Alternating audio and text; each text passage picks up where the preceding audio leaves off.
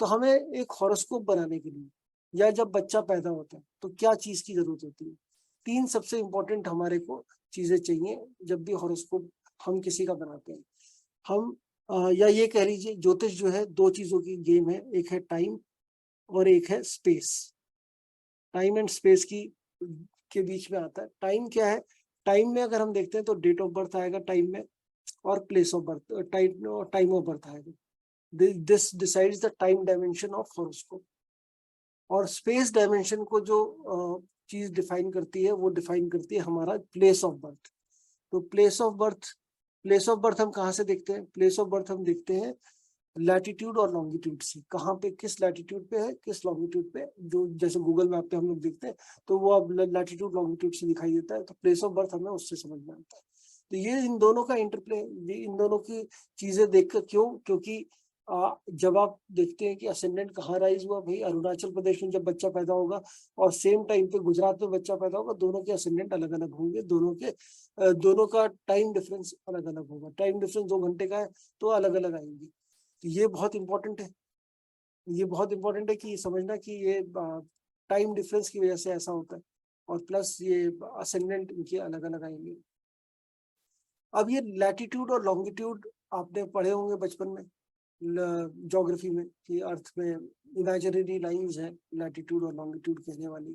तो ये लैटिट्यूड और लॉन्गिट्यूड कहने वाली जो इमेजिनरी लाइंस है, इनको समझते हैं थोड़ा सा कि ये क्या मतलब है इनका। ये देखिए क्या हुआ था हिंदुस्तान में, तो टाइम की जो डेफिनेशन है वो बहुत पहले से थी। मतलब बहुत पहले से, नैनो सेकंड से भी कम टाइम की हम लोग गणना कर रहे थे, हम उनको गिनते जा रहे थे।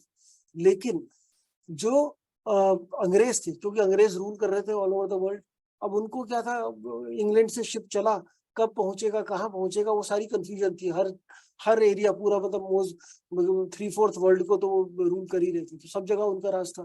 तो उन्होंने क्या किया, उन्होंने कहा कि नहीं, हमें स्टैंडर्डाइज करना चाहिए सारा का सारा टाइम, जो कैलेंडर, डेट, टाइम, सब कुछ स्टैंडर्डाइज करना चाहिए सारे वर्ल्ड में, एक ही तरीके से फॉलो होगा। तो उस स्टैंडर्डाइज करने के लिए उन्होंने क्या किया, उन्होंने निकाला ग्रिगोरियन कैलेंडर। और वो ग्रिगोरियन कैलेंडर जो है वो बिल्कुल अलग है, वो डिफरेंट तरीके से बना। और हमारे पास जो था वो, हमारे पास पंचांग था, हम अपना पंचांग अलग तरीके से यूज कर रहे थे। अब जो इंग्लिश तरीके से जो यूज होता है, उन्होंने क्या किया, उन्होंने अर्थ को इमेजिनरी लाइंस में बांट दिया। 360 डिग्रीज का अर्थ हम राउंड समझ सकते हैं, तो 360 अलग अलग उन्होंने लाइंस ड्रॉ कर दी इमेजिनरी, जिनको हम बोलते हैं लॉन्गिट्यूड। और वो 360 लॉन्गिट्यूड्स हो गई, और 360 लॉन्गिट्यूड्स का मतलब 360 डिग्रीज हो गया।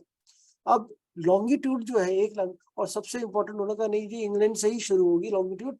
तो उन्होंने ग्रीनविच मीन टाइम, हम लोग सब जानते हैं जीएमटी, जो स्टैंडर्ड टाइम है वर्ल्ड का, वो कहाँ से हुई, प्राइमरी, जिसको प्राइम मेरिडियन भी बोलते हैं, वो वहां उन्होंने अपने इंग्लैंड से, लंदन से, ग्रीनविच से बेसिकली वहां से स्टार्ट करी कि यहाँ से स्टार्ट होगा।